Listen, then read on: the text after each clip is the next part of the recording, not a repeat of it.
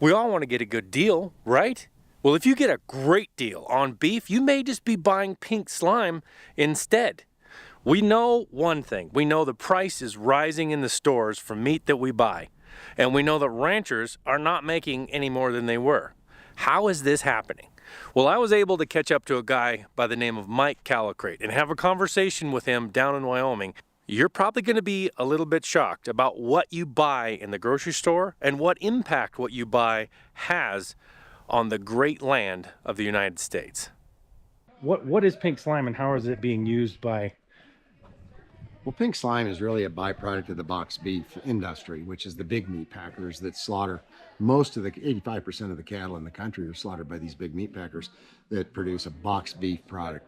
And that's compared to carcass business, 50 years ago. Now it's boxed beef. Well, So carcass beef would be like the cow is hung in a full carcass with no hide on it and everything. right. Versus being in it like cut up in a box right off the bat, right? That's right off the bat. So within 24 to 36 hours, an animal that is slaughtered at a big slaughterhouse that might do 6,000 animals a day is put into a box. So it's cut up into the primal pieces, the smaller pieces, not the final retail cuts, but the middle primal cuts. And what happens is, as a result of these fast chains, inexperienced workers, we're getting a lot of pathogens, contamination on the meat. Well, the problem is we're not dry aging, which is a natural intervention for pathogens. We're putting it right into a plastic bag and putting it in a box. Well, when you open up the plastic bag, you end up with the pathogens now starting to grow and wake up and become dangerous. And so what happens in the slaughterhouses, they do this trimming on the outside of the carcass. Well, that's where pathogens would be. Well, with the Pink Slime, or lean, finely textured beef, as it's also known as, LFTB, they're basically taking those trimmings and cooking them and spinning off the fat. And what's left is not necessarily muscle, it's connective tissue and stuff like that. It's pretty ugly. And then they pelletize that and sell it to hamburger processors, sausage makers, to add as a cheap filler. And that's what Pink Slime is. And during, what year was it? 2006? I think, well, whatever year it was, ABC News did a story on this product, and it just blew up. And there was a housewife mom in San Antonio, Texas, that put out a petition saying this is in our school lunch programs and it shouldn't be, and I'm not very happy about it. Well, she ended up with 250,000 signatures right away, and ABC News got on it and exposed the whole thing and interviewed the USDA scientists that thought it was a terrible thing that it was even in our food system. It should be just a rendering product that should go into pet food or something like that. And ABC News got a hold of it and blew it up, and then they also got sued by this company, Beef Products Incorporated. And The company that's creating the Pink Slime, or the company that's creating the Pink Slime, Okay. along with advanced meat recovery and Sure. other things like mechanically separated meat and other things that they do, and so it basically blew up, and BPI, Beef Products Incorporated, didn't really produce much after that for a while until the ABC case was settled. They got a bunch of money, and now and of course USDA decided that it didn't need to be labeled. Well, that's a big mistake. I mean, so USDA decided that it didn't need to be put on the meat, that this concludes Pink Slime. Is that what you're talking that's about? right. Okay, Yeah, so they're yeah. saying no, Joanne you don't need to know that you're eating Pink Slime. Yeah, Joanne Smith was the undersecretary at the time, very, very big meat packer friendly. And she said, look, if it's pink, it's meat. And so they took the label off of the product, so nobody even knew. I mean, as if they would anyway. LFTB. No, nobody knows. Nobody. I mean, you don't know anyway. But still, it needs to be on the product. Better yet, it shouldn't even be produced. I mean, think about, what does anhydrous ammonia do? It's an intervention. It's a pathogen killer. Well, anhydrous ammonia is really unfriendly. I mean, it's a terrible product to breathe in. I mean, The reason he's mentioning anhydrous ammonia is because the companies that make finely textured meat, or Pink Slime, actually wash the meat as part of the process in anhydrous ammonia to kill the pathogens. anhydrous ammonia turns living soil into dead dirt. I mean, but it's the cheapest form of nitrogen, and it's what a lot of farmers are putting on the soil. But since it kills soil, it also kills pathogens on meat. But what does it do to your stomach, your gut, your digestive system as a human that eats this stuff? Well, where's the gastroenterologist? Why aren't they saying something about this? Well, I talk about this quite a bit. This our medical community in the United States, not necessarily trying to not do the right thing, but it's a dollar amount deal. So you make a lot more money, just basic bare bones. You make a lot more money off somebody who's sick than you do if somebody's healthy, Right. or trying to keep them healthy. So the system there is not really directed towards the right direction, maybe I would say. So now you're talking about how does this pink slime being in meat, creating filler that's cheap, how does that directly affect a rancher that's in Wyoming? Because I know when you're a customer, I know a lot of customers of beef, they want to actually promote ranching at this point. They want to buy beef directly from the rancher. But when you buy beef in the store that says U.S. made, how does that happen, and how does that affect directly the rancher? Well, pink slime is just part of the problem. The bigger problem is the imported meat. So we've got a lot of really cheap imports that could come into this country from as many as 22 different countries. And it's really inexpensive. It's cheap. Well, the big guys in the middle, the big packers, processors, they're going to these countries like Brazil and Paraguay and New Zealand and Australia and various places around the world, and they're buying product below cost of production. They're beating those producers up just like they do us. And then they export that into the United States. Right now, old cows and bulls out of Uruguay, the cheap trim from the JBS and Marfrig plants that are in South America can come in here below $2 a pound. Well, that's Which from being here, that's not possible for us to. Well, the Well, break it's possible, but not break even. The break even here is going to be a lot closer to $5 on ground beef with $2 fat cattle. And so they go to these foreign countries and these processors, these ground beef makers like Empirical Foods, which is now the new name for Beef Processors Incorporated, they can buy the imported stuff at below $2, add the waste fat from the big packers that are their friends that they're located near in Garden City, Kansas, for example, and add in the pink slime at 10 to 12%. And man, they've got a really cheap product, well below $2 in cost of production. And so they'll go out there and they'll private label that for Cisco, for US Foods, for Shamrock, for any of the big food service companies. And they would do it for smaller operations too, but they now private label that. So they manufacture it, put your name on it, and ship it into commerce at $2.50 final sale to the restaurant. But the thing that I'm catching about what you're saying is it doesn't say this meat is from Brazil, right? That's right. What does it say on it? Does it say it's made in the U.S.? It says it's product of the USA because USDA allows foreign meat to come into the country, and upon just repackaging, call it product of the USA. That's as fraudulent as you can get. And USDA is supposed to be enforcing truth in labeling, and they're the biggest violator. So when you're buying, I just want you to be clear about this. When you're buying beef, you as the consumer, you're buying beef that says the U.S. That doesn't mean it's from the U.S. If it can be super cheap beef, it's not from here. It's packaged here with somebody's label on it, right? Right. But it's cheap beef from somewhere else in many cases. So you can't trust just like going into a store and saying, "Oh, this is U.S. beef." But what we've done for the last 50 years is convince people that shopping is a good thing. You know, Yeah, getting the best price. This aggressive price shopping consumerism, it's like a sport, you know, and all we've done is cut our own throats.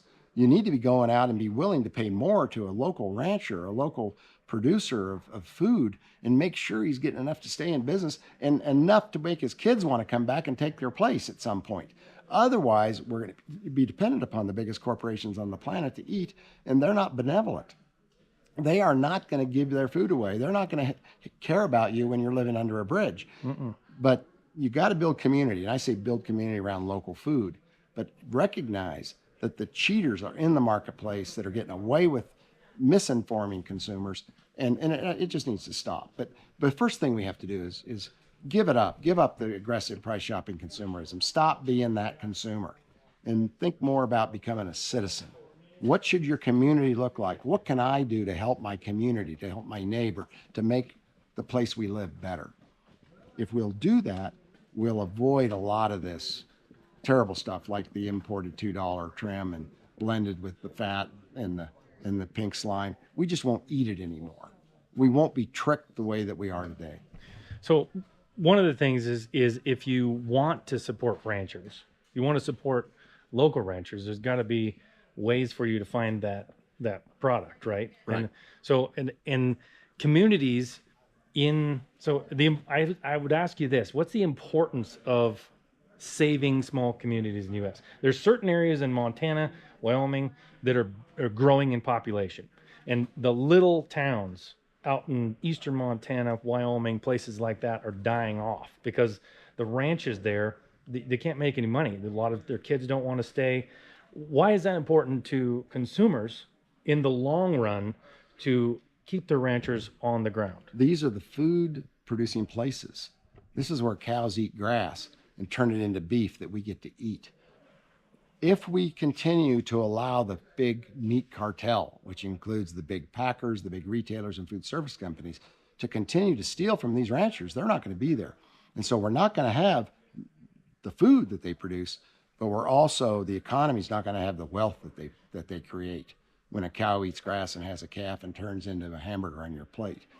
We've got to support these people. And they're the stewards of our land. And a cow grazing grass is a carbon sink. A cow eating grass, especially in a well-managed grazing program, can take 4 times the carbon out of the air that an otherwise poorly managed operation would do.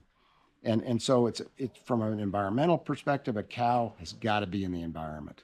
You know, when we first came here, when the Native Americans were the only ones here, how many buffalo? Yeah, so we're 100 saying million buffalo or yeah, whatever. who knows, 30 to 60 Yeah. million or more. Nobody Yeah. really knows, but it was Yeah. lots and lots. Yeah, yes. now we have, we've got 28 million cows. I mean, it's nothing. And if you drive up through Wyoming into Montana, where are the cows? Yes, we had a drought. We did. But the prices have been so low for so long that now when the price does finally come back on calves because we've just pushed it too far, too long with low prices, we can't rebuild the herd. So now what's going to happen to the grass? It's going to burn. We're going to end Yep. up with some fires that are going to be epic fires because of the lack of grazing livestock, not only on these It's okay. ranches. That'll be blamed on global warming. Yeah. But so now the price is up the price is up to $3. Okay, which On a is calf. great. We're So now the celebrating. ranchers can sell the calf to the market for $3, which is almost double what they were getting. So you say this is a great thing or not? Oh, it's a great relief, but I've been around a while. I've just seen this happen over and over again, and every time it does, it eliminates more people, especially that guy in the middle that buys the calf and hopes to sell it to a packer. He's buying in a more competitive market than he's selling in. That is a recipe for failure. So kind of explain that. So okay, first of all, if you don't understand the process, everybody asks me, like, so the price is going up in the grocery store for beef, but so the ranchers should be making a ton of money, but the ranchers aren't making any more money. So why is that? Where's the money going? Well, the rancher is just a cost to be reduced to the big meat cartel. And so the rancher produces it in a calf. Like in Montana, you'll sell a 500-pound calf off a cow in the fall. That calf then will go to a feeder somewhere, a backgrounder. Maybe they're in Nebraska or Iowa, somewhere where there's corn growing. And then they feed that calf. And some of them are going to finish that calf up into a full weight slaughter animal. And some of them are just going to grow it and sell it off to a feedlot that does that. But you've got these middlemen that buy the calf that comes off the cow. They're really good husbandmen. They know how to treat a sick animal. They know how to create an environment where the calf is happy and healthy and doesn't get sick. Well, those guys are gone. We've lost 85,000 of those operations Because they're not making any money either. They cannot make it because they can't make it because they're buying calves in a more competitive market than they're selling their finished product in. And so why is the market at the top not competitive? because Walmart pushes down on the packer and the packer pushes down on the cattle feeder. So who's and the cattle- actually making the profit? Because over the course of the last 30 years, you got lots of inflation going on. Right. So the rancher's not making that. I can see that in the pricing. Right. So who is the making retailer's that? making the money? The Walmart, Kroger, Albertsons Safeway, Costco. They're making the money. They've captured a huge share. It used to be the packer was kind of in control. They could control the price they were paying for livestock and also dictate to the retailer.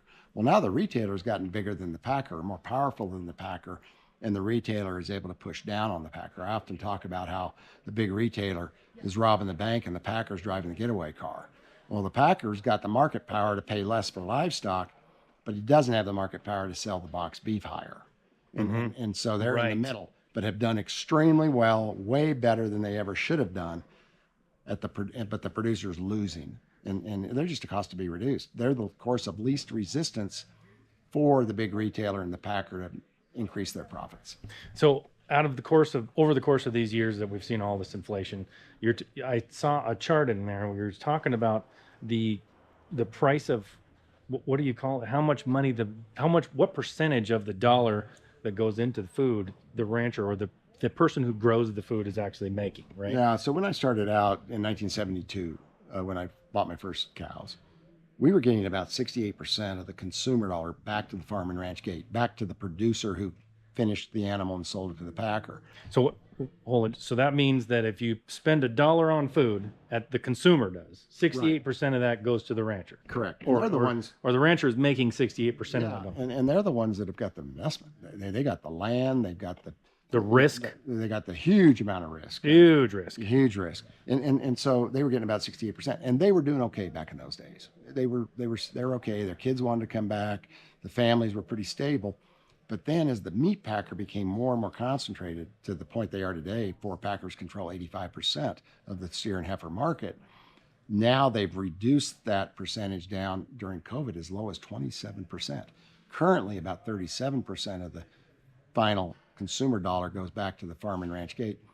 It's unsustainable. There's no way you can pay the bill.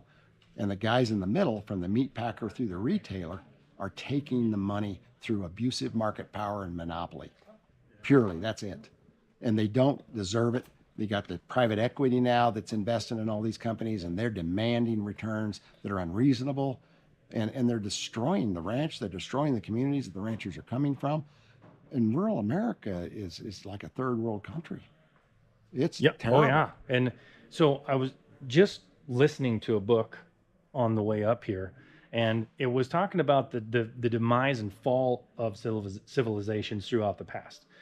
It's very common to see what happens is you eventually, right now in America, we have all this land still, right? It looks like unlimited amounts of land, but it's not. It's a finite resource, right? And we're producing food for a number of people. We're still outproducing that food, the people that are there to a certain extent. Now, you're not really hard to tell because we have imports coming in. We're importing all this cheap food, right? Right. So it's kind of mixing up that. We're a net food importer. We're a net food importer, which means we're actually importing more food than we're exporting. Correct. At some point, if you continue down the road of not worrying about your resources, we're just unlimited, we're just going to use it forever, don't worry about the rancher, he can't make it, but that's okay. At some point, that crashes, and then who has control? Well, then it's chaos because everyone's hungry and can't get food. And somebody can dictate the price, right? Well, and the big companies are gone. They leave. They go somewhere else where they can strip mine, the resources of a country. And we're talking about companies like Cargill, the biggest independent corporation on the planet. We're talking about Tyson, JBS, already all of them multinational. And multinational means they're not here in the U.S. They're multinational, meaning they're main. Well, they may be headquartered here in the U.S. Right. In the case of Tyson and Cargill, JBS is headquartered out of Brazil. But these are companies that search the world for the cheapest of everything to sell into the highest consuming market, which today is the U.S. But not for long. If we can't continue to create the wealth from the soil and through agriculture, we look at the amount of debt we have right now. The only hope of paying it is through production, production from the land. And we are destroying the resource. We're letting the soils wash away and blow away. David Montgomery wrote a book. That might be the one you're talking about how civilizations fail.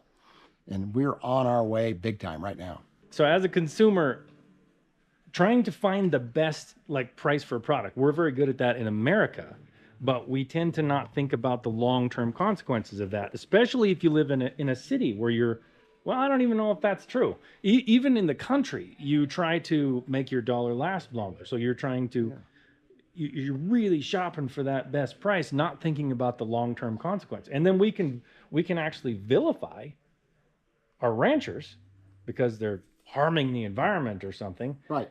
And without thinking what you're destroying is something you will have to pay for. And we're not paying them for their stewardship, for their care of the environment and of the land and the environment. In fact, we're running them off. We've lost 44% of our ranchers since 1980. But this whole price shopping consumerism is what's made the Walton family so wealthy. And the Walmart Absolutely. and Walmart's Absolutely. so big. And It's a mentality too. right, we got to get over it. I mean, it's self-destructive. It will be the end of us if we don't recover and decide it's better to support our community and help our neighbor and love one another rather than pick each other's pockets. That's right. So I always say that ranching, just by doing what they do, just by them making a living, they actually create and protect habitat for wildlife, for our resources right out here. Just by doing what they do, they protect that, but they also create something else, and that's community. And we can get into that enormously, but that has changed drastically over the years. Yeah, the communities are gone. We've pillaged for so long that these small communities have just simply died. Main streets are dead, they're boarded up, and there's a Walmart within maybe 30 miles away. And now there's dollar stores showing up. So, I always talk about Walmart kills and consumes the prey. Dollar stores eat the decaying remains. And when it's Just done, it's done. Leftovers kind of thing. That's right. So one, to end on, I remembered what I was going to say. So what is the solution, or at least one of the solutions? Because I've always said, it's not subsidy. You can't subsidize ranchers out of their issues. You can't, there's no program that's going to pay them money enough to make them come out of this. It's the solutions have to be that ranchers are able to make more money with the land they have, enough money to where they have the incentive to keep that land and do what they do. So what's one way they can do this? Well, even St. Paul said the husbandman, the rancher, the livestockman, absolutely must be the first partaker of the fruits. Now we've given him the leftovers, the crumbs. Mm-hmm. He can't continue to be the husbandman that we want him to be and need him to be if we're going to succeed as a civilization. And so we have to take what steps are necessary to increase the income at the farm and ranch gate and reward that husbandman, that land steward, with enough of the consumer food dollar that he can really do his job and his kids want to come back. Because it's more than just wanting to do your job. I mean, people say, well, ranching is the reward because it's such an amazing lifestyle. It is, but when you have the stress of the risk and the loss and the like, I may not make it this year kind of a thing, and you're in a bad mood, and your kids see that, and they don't want to do that. No. And that's totally the way it is. Totally the way it is. You got 2 jobs in town too. So now you're actually doing all that work you used to do full time. You're doing it part time and trying to pay, the bills with the 2 jobs in town.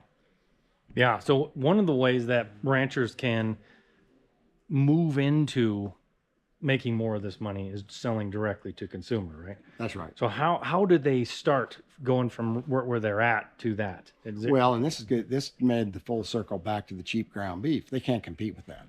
So when they're selling direct, there's no way they can compete with $2.50 ground beef.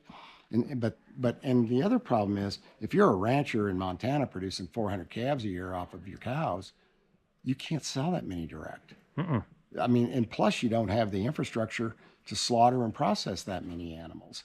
I mean, we've depended on these big, massive slaughterhouses for too long, and we've lost our local regional infrastructure. So we need to rebuild that. So the first step of this actually is to bring back community in and rejuvenate the food market in this country is by understanding from the consumer that when they see this super cheap beef, it's actually killing their local rancher. Right. And it's sort of a lost leader in some ways too, because the average price at the retail level right now, according to USDA meat price spreads, is $8.31 a pound. And any rancher that could get a fair share of 8.31 a pound would be doing okay. But that's not possible because they are, again, a cost to be reduced, and they get the crumbs. And it's all about the abusive market power in the middle. We've got to break it up. So when you see, and also when you see like the production of a new slaughterhouse, people have this idea that if it's out of sight, it's out of mind, right? Right. Oh, we don't want to buy oil. We don't want to extract oil here. We want to extract it from Russia and pay them billions of dollars. Right, Kind of right, the mindset, right? Same thing with beef. These local communities are now attempting to build butcher, what do you call them? Well, slaughter facilities. Yeah, slaughter facilities. Processing plants. And I love Temple Grandin, and she says, she's the animal welfare expert out of CSU. But she says, look, it's slaughter. Yeah, It's not harvesting, it's Right. processing. You're killing an that's animal. fine. Yeah. And you should know that because you need to respect what the animal has provided you and given you. Don't underestimate, don't understate what that animal is actually given in its death, in feeding you. For you. Yeah. And it's also it's almost a step closer to personal responsibility for what you're doing. It's like Right. hunting where you're killing an animal and then you're consuming it. Right. It's something different in you when you do that because you understand the responsibility you had in the death.